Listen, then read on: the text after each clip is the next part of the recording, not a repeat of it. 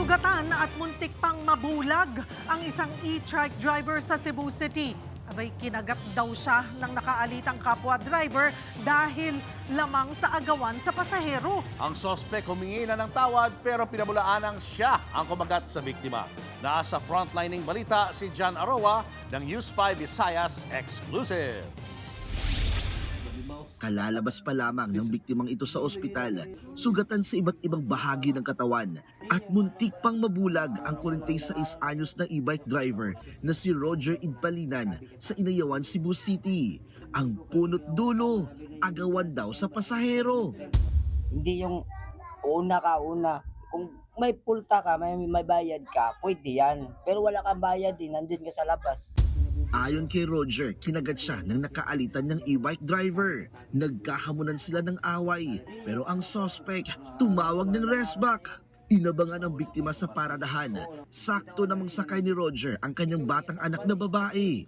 Pinagtulungang hatakin ng 4 na salarin si Roger, habang ang kanyang anak tumilapon ng kusang umandar ang e-bike hanggang sa bumangga sa isang tindahan. Sa lakas ng impact, nagkabasag-basag pa ang tindahan. Si Roger naman, bugbog sarado, kinagat pa raw sa mata at ibang bahagi ng katawan ang biktima.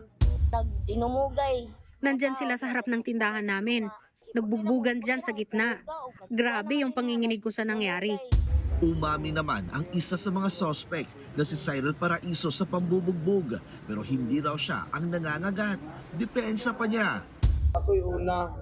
Nangagaw siya ng mga pasahero sa linya. Nasaktan ako. Nagalit ako. Nagbanta siya na kung makita niya ako, papatayin niya raw ako. Sasaksakin niya raw ako. Sa huli, nadaan yan sa areglo. Nangako si Paraiso na sasagutin ang gasto sa pagpapagamot ni Roger. Sa ngayon, pinaghahanap na rin ng mga otoridad ang 3 pang nambugbog sa biktima. Nagbabalita mula sa frontline, John Aroa, News 5, Visayas! Mga kapatid, Julius Babaw po. Para sa komprehensibo at makabuluhang balitaan at talakayan, mag-follow at mag-subscribe na sa social media pages ng News 5.